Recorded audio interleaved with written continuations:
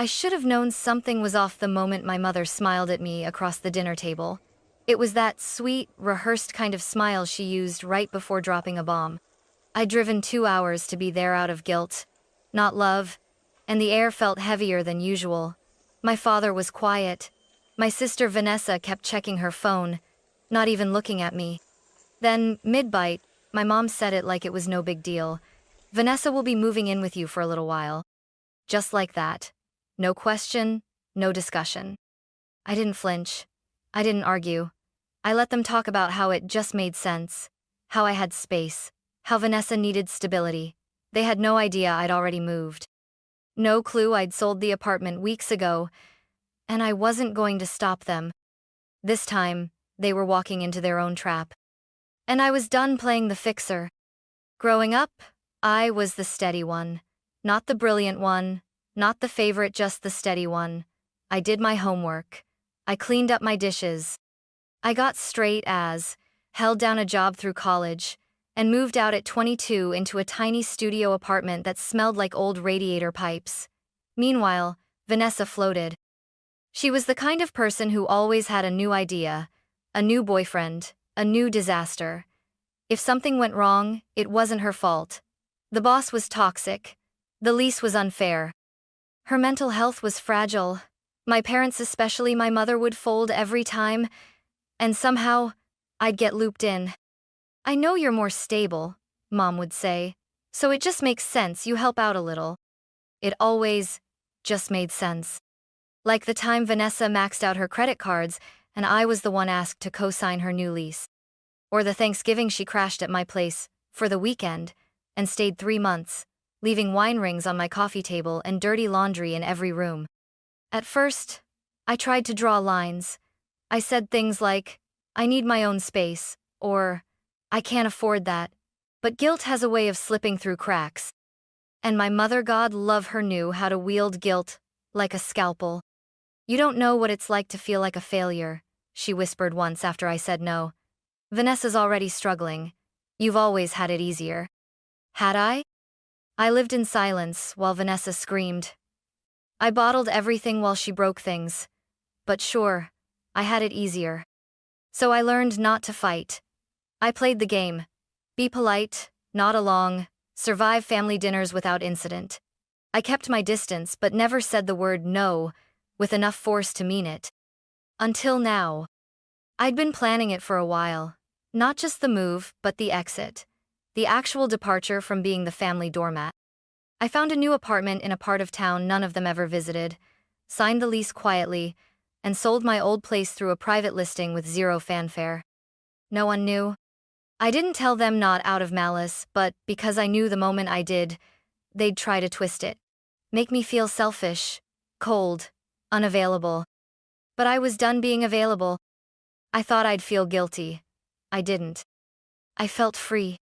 And when my mother looked across the table with that saccharine smile and said Vanessa would be moving in, I almost laughed. There was this long, awkward silence after my mom said it. "Vanessa will be moving in with you for a little while." Just like that. No warning. No lead-up. My fork hovered mid-air as I looked around the table. My father kept eating like he hadn't heard anything. Vanessa kept scrolling, like she was already bored of the conversation. As if this arrangement had already been agreed upon and the formality of telling me was just a courtesy. "Just until she gets back on her feet," my mom added, setting her fork down and folding her hands sweetly. "You've got that nice space all to yourself. It just makes sense." There it was again, that phrase. The ultimate dismissal of my boundaries. It just makes sense. I didn't answer. I didn't flinch. I simply tilted my head and gave a small nod, enough to look like I was considering it. "I mean," my father chimed in, clearing his throat, "it's not like you can't afford it. You've got that remote job, flexible hours, and she just needs some stability, a reset." My mom jumped in again, clearly encouraged. "Exactly. It won't be long. A few months max. She can help with the place, keep you company, maybe even pick up a part-time job." Vanessa finally looked up and forced a smile. "Yeah, I can cook, clean. I'm not gonna just freeload or anything." I almost choked on my water. Vanessa hadn't cooked a single thing in her life that didn't come from a microwave or require an air fryer tutorial. And the last time she cleaned anything, she'd left half a bottle of bleach in my sink, ruining the marble. But I didn't call her out. Not yet. Instead, I nodded slowly and said, "Okay." That one word stunned the table. My mother blinked, clearly taken aback. My dad relaxed into his chair. Vanessa gave me a victorious little smirk, like she'd just won some long-fought custody battle for my apartment. "Really?" Mom asked, narrowing her eyes. "You're okay with this?" I shrugged. "If it helps Vanessa, then sure. Why not?" They exhaled in unison. It was almost funny watching them go from tension to triumph in seconds. Mom even reached out and touched my hand. "You have such a kind heart, sweetheart," she said. "Your sister's lucky to have you." Vanessa was already talking logistics. "I don't have that much stuff, just a few boxes and clothes. I could come this weekend, maybe Saturday?" My mom nodded eagerly. "Perfect. That gives us time to help her pack. Maybe we can all help her move in together." Together. Right. I smiled again. "Sounds good. Just let me know what time and I'll be there." And I would be there. Not at the apartment, of course. But I'd be watching from a distance when they realized that their little plan had hit a wall they didn't even know existed. The night after that dinner, I lay in bed staring at the ceiling, heart pounding not from panic, but from something sharper, anticipation. They thought I was still living in that old two-bedroom walk-up downtown, the place I'd stayed in for 4 years, the one Vanessa had crashed in twice, the one my mother had redecorated without asking, the one that never really felt mine because at any moment, someone could knock and say, "We need you again." But I had already burned that chapter. 2 weeks earlier, I signed the lease on a sleek one-bedroom condo across the river. Hardwood floors, natural light, a view, and most importantly, peace. I'd moved everything gradually, one carload at a time after work. No housewarming party, no social media post. I'd even paid extra to have my name removed from public tenant databases. No one knew where I lived now, not even my best friend. That privacy? It was intentional. After years of being everyone's backup plan, I wanted something that was entirely mine, unreachable, untraceable. I had sold my old apartment through a quiet off-market deal. The new tenants were due to move in on Friday. And my family? They'd be arriving Saturday. The timing was perfect. But I couldn't get cocky. The key was staying calm, playing the good daughter just long enough for the trap to close itself. So I kept the act up all week. I answered my mom's texts about what Vanessa should bring. I nodded along when Dad mentioned how lucky Vanessa was to have me. I even replied to Vanessa's message asking if I had space for her yoga mat. "Plenty," I texted back. "You'll love it." They had no idea the yoga mat and everything else would be dropped off at an address that no longer belonged to me. Thursday night, I walked through my new place barefoot, the floor cool against my skin. I had no roommates, no second toothbrush in the bathroom, no pile of laundry that wasn't mine. For once, everything around me was chosen, not inherited or imposed. And for the first time in my adult life, I felt the weight of freedom settle into my bones. But it wasn't just about escaping Vanessa. It was about escaping the version of myself they had written for Meath-compliant sister, the responsible daughter, the one who always understood. No more. They thought I was giving in. They thought they had won. Let them think that. Let them pack up Vanessa's boxes with confidence. Let them load the car and drive across town. Let them roll up to my old address like saviors delivering a lost lamb. And let them knock over and over on a door that no longer opened for them. Saturday morning arrived like a quiet drum roll. I didn't need an alarm. My body was wired with anticipation. I sipped coffee by my window, legs curled beneath me, as sunlight poured across my new living room. Across town, they were probably loading up the car Vanessa's bags, her boxes of clutter, the second-hand desk she'd use to apply for jobs. I wondered if my mom had made one of her casseroles for the occasion, if my dad had printed directions, If Vanessa had posted a smug Instagram story with the caption, "New beginnings," they were ready to move her into my life. But they didn't even know where I lived. Around noon, my phone buzzed. Unknown number. I didn't answer. A few seconds later, another call, then a third, then a voicemail notification. The fourth time it rang, I picked up, masking my voice in the same practiced calm I'd used all week. "Hello? Madeline, what the hell is going on?" It was my mother. I could hear panic in her voice. Behind her, my dad shouting. Vanessa yelling something shrill and incoherent. "What do you mean?" I asked innocently. "We're here," she snapped. "At the apartment, your apartment, but someone else is living here. The landlord says it was sold, weeks ago. We're standing here with her stuff in the car." I let silence stretch for a few seconds, then gave a light gasp. "Oh, really? That's so strange. I thought I mentioned it." "No, you didn't," she barked. "You never said anything about moving. We made plans." I kept my voice low and calm. "I must have forgotten. It happened kind of fast. Sorry about that." My dad grabbed the phone next. "This is ridiculous, Madeline. You promised. Vanessa has nowhere else to go. We drove all the way here. Her stuff is packed." "Right," I said, swirling the last sip of coffee in my mug. "But I don't live there anymore. So, you think this is funny?" Vanessa shouted in the background. "You're doing this to punish me." I didn't respond. Because it wasn't about punishment. It was about clarity. It was about giving them a taste of what it felt like to be excluded from decisions that affected your life, to be pushed aside, overridden, taken for granted. "I'm sorry," I said finally. "But I'm not responsible for where Vanessa sleeps. That was never my agreement." "You said yes at dinner?" my mother cried. "I said I'd be there, and I was just not where you expected." There was a long pause on the line. I imagined them standing there, trunk open, neighbors watching, pride crumbling. "I don't understand," my dad muttered. "Why would you do this?"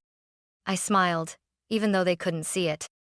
"Because for once," I said softly, "I wanted to choose myself." Then I hung up. And for the first time in years, the silence that followed felt like peace. I turned my phone to silent and placed it face down on the table. A part of me expected a tidal wave of guilt to come crashing in, but instead, I felt something closer to relief. Clean. Still. Like a window had finally been opened in a room I didn't realize was suffocating me. For the next hour, I moved through my apartment slowly, deliberately watering my plants, reorganizing a drawer I hadn't touched in months, playing an old jazz vinyl just loud enough to drown out the buzzing from my phone across the room. They called over and over. Unknown numbers, my mom's cell, Vanessa's, then my dad's. I didn't answer a single one. Instead, I waited, because I knew what would come next. Sure enough, around 2 p.m., the knocking started. Not on my front door yet, but on my digital walls. Texts. From Mom. "You can't do this. We're your family." From Dad. "You're embarrassing us. Just tell us where you are." From Vanessa. "Wow. Real mature Maddie, running away again. Typical. Typical." That word lodged itself in my ribs like a splinter. Because the truth was, I never ran. I always stayed. I was the one who took care of things while Vanessa spiraled. The one who swallowed her own needs to avoid conflict. The one who stayed quiet. But not anymore. By 4 p.m., they found me. I don't know how. Maybe they tracked my Venmo, guessed based on the moving truck company I used, or maybe Vanessa scrolled far enough back in my Instagram and zoomed in on a photo I took by my window. Regardless, they were here. I watched from the peephole as they pulled up in Dad's SUV, the back packed tight with boxes and blankets and whatever else Vanessa thought she'd be unloading into my space. They stood on the stoop for a few minutes, talking. Then, the knock came. I took a deep breath and opened the door slowly, keeping my face composed. "Madeline." My mom's voice was brittle. "We tried calling." I nodded. "I know." We didn't know you lived here, she added, glancing around the hallway. That's kind of the point, I said softly. Dad stepped forward, arms folded. This has gone far enough. We brought Vanessa's things. She's got nowhere else to go. Then maybe, I said, steady. You should have asked me before assuming I was still the emergency plan. Vanessa pushed forward, arms crossed. You said I could move in. You lied. No, I replied. I let you talk. I never agreed. You let us pack her life into a car and drive across the city, my mom shouted. I looked each of them in the eye. And how many times, I said quietly, have I packed away my needs for this family? Silence. Thick. Heavy. Then Vanessa scoffed. Fine. If you won't let me in, we'll make you. And that's when I stepped back and reached for my phone. Vanessa's words hung in the air like smoke. We'll make you. She stepped forward like she meant it, like she could just walk through me, through my boundaries, through the front door I had locked against this very version of her. And in that moment, I realized something chilling. They truly believed they still had access to me, to my space, my life, my peace. Because for years, they always had. But not anymore. I took one slow step back, met her eyes, and without saying a word, unlocked my phone.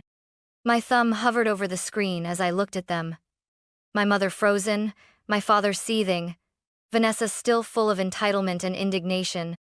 Then I pressed call. 911? What's your emergency?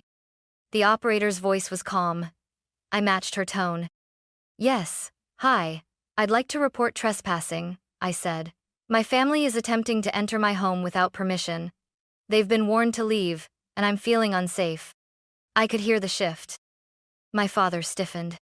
Vanessa's mouth dropped open. My mother's expression crumbled from fury to something closer to disbelief. You're calling the police? On us? She hissed. I am, I said, because no one else has ever protected my boundaries before, so now I will. For the next 10 minutes, we stood there in silence. Them on the stoop, me inside, door cracked just enough to let them stew in the consequences of their own assumptions. Then came the sirens. 2 squad cars pulled up quietly. No lights, no drama, but to my family, it might as well have been a spotlight shining on all the years of unspoken tension finally breaking surface. A tall female officer stepped out, hands calmly resting on her belt. Good afternoon, she said. Someone placed a call about a trespassing concern? I stepped forward. That was me. She looked over my shoulder, into my apartment, then back at my family. Can you confirm this is your residence, ma'am? I nodded. Yes. I live here alone. They arrived uninvited and have refused to leave after I asked them to. The officer turned to my parents. Is that true? My mother opened her mouth to argue, but the officer held up her hand. Ma'am, I'm not here to mediate a family disagreement. If your daughter has asked you to leave, you are required to do so. Vanessa exploded. I'm her sister. I have nowhere else to go. She told us I could move in. She didn't. I cut in. You said okay at dinner. I let you talk, I said. I never consented. That was a performance, Vanessa, and you fell for it. My father stepped forward. We've helped you so much over the years, and this is how you repay us? I turned to him slowly. You helped me? Or did I carry your other daughter every time she crashed and burned? He didn't respond. The officer stepped forward again. I'm going to ask you all to leave the premises now.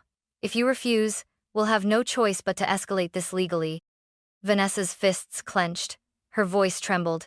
You're not even human anymore, Maddie. And I smiled, not out of spite, but out of liberation. I finally am.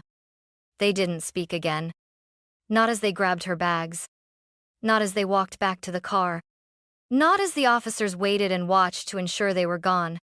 When the door finally closed behind me, the silence was the whole. Complete. Like I'd been holding my breath for 29 years and finally exhaled. The officers left a few minutes after my family did. One of them, Officer Torres, paused before walking down the steps. If they come back or harass you, don't hesitate to call us again, okay? She said gently. I nodded. Thank you. She gave me a quick smile. You did the right thing. When the door shut behind her, I stood in the quiet of my apartment. No shouting, no accusations, no guilt trips. Just the soft hum of the refrigerator, and my own breath steadying itself again. I leaned against the door, pressing my palms flat to the wood, and let myself feel the weight of what had just happened. Not fear, not sadness. Just gravity. Like my life had shifted on its axis, and I was finally standing on solid ground. I made tea, sat on the couch with my knees tucked up. My phone lit up from across the room again. I didn't move to get it. Later, I would scroll through the aftermath, voicemails from my mother veering from pleading to furious, texts from my father about humiliating the family, and a full-blown meltdown from Vanessa, filled with phrases like, "You're a heartless narcissist. You left your own sister on the street. Enjoy being alone forever." I blocked them all. Not out of pettiness. Out of necessity. The truth is, I wasn't alone. I had coworkers who respected me, neighbors who waved good morning, friends who invited me over without conditions or guilt. What I had cut ties with wasn't family, it was a system. One that fed itself on my silence, my patience, my willingness to always be the one who folded first. Now I was folding the whole table. I called my best friend later that night. First time I'd talked to her about any of this in months. "Damn," she said after I told her everything. "You really did it." "Yeah," I said, "and I don't even feel guilty." "You're not supposed to," she replied. We didn't say much else. Just let the quiet stretch between us, safe and warm, the kind of silence that didn't demand anything from me. I went to bed that night in fresh sheets, windows cracked open, city air drifting in soft and cool. There were no bags in my hallway, no guest on my couch, no one waiting for me to give up more of myself. And for the first time in years, I didn't wake up dreading who might come knocking. No more surprises. No more unspoken expectations. Just me. And finally, that was enough. 1 week later, my birthday came. No text from my mother. No card from my father. Not even a passive-aggressive emoji from Vanessa. The silence used to sting. This year, it felt like space. Room to breathe. Room to be. I took the day off work and let myself drift coffee in the morning sun, a long walk along the river, lunch at that little Italian place I used to avoid, because it reminded me of family gatherings. This time, I brought a book and stayed for dessert. I didn't post about it online, didn't check who remembered or forgot. Because for once, I wasn't measuring my worth in attention. I came home in the late afternoon, arms full of flowers I'd bought for myself, orange tulips, lavender sprigs, and a bundle of white daisies. As I arranged them by the window, I realized something quiet but true. No one had ever taught me how to love myself without permission. They'd only taught me sacrifice. That night, a few friends came over, people I'd chosen, not inherited.